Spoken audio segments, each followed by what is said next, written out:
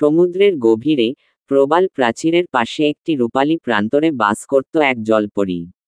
তার নাম ছিল মিনলতা। ঝলমলে সবুজ লেজ, মুক্তার মতো চকচকে চোখ এবং কাচের মতো স্বচ্ছ হাসি ছিল তার। মিনলতা ছিল খুব কৌতূহলী ও সাহসী। প্রতিদিন সে সমুদ্রের নানা কোণে ঘুরে বেড়াত, কখনো ডুবে যাওয়া জাহাজের ধ্বংসাবশেষে, কখনো বা সমুদ্রের তলদেশের গোপন গুহায়। একদিন সে একটি রহস্যময় গুহা আবিষ্কার করল, যেটি সব সময় অন্ধকারে ঢাকা থাকত। মিনলতা সাহস করে গুহায় ঢুকল। গুহার ভেতরে সে এক আশ্চর্য জিনিস দেখল, একটি মানুষ ছেলে পানির নিচে বিশ্রাম নিচ্ছে, কিন্তু শ্বাস নিচ্ছে অনায়াসে। ছেলেটির নাম ছিল অর্ণব। সে ছিল এক বৈজ্ঞানিকের ছেলে। একদিন বাবার তৈরি একটি জলের নিচে শ্বাস নেওয়ার যন্ত্র পড়ে সে হারিয়ে যায়।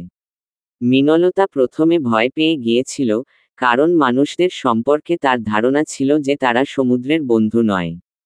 কিন্তু অর্ণব একদম ভিন্ন। সে মিনলতার সঙ্গে কথা বলল, সমুদ্রের সৌন্দর্য ও প্রাণীদের প্রতি মুগ্ধতা প্রকাশ করল। ধীরে ধীরে তাদের মধ্যে গড়ে উঠল গভীর বন্ধুত্ব।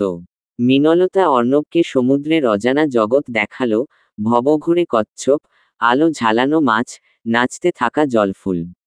অর্ণবও তাকে মানুষের জগতের গল্প বলল, সূর্যাস্ত, বৃষ্টির ধ্বনি, পাখির গান। কিন্তু একদিন বিপদ এলো। একদল দস্যু সমুদ্রে বিষ ফেলতে এল, মাছ ও প্রবাল মারার জন্য।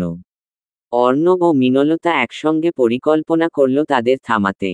অর্ণব দস্যুদের জাহাজে উঠে যন্ত্রটা খুলে দিল, আর মিনলতা তার সাগর বন্ধুদের নিয়ে জাহাজ ঘিরে ফেলল। শেষে দস্যুরা ধরা পড়ল উপকূলরক্ষীদের হাতে। সমুদ্র বাঁচল। অর্ণবকে ফিরে যেতে হলো মানুষের জগতে, কিন্তু তারা কথা দিল, একদিন আবার দেখা হবে।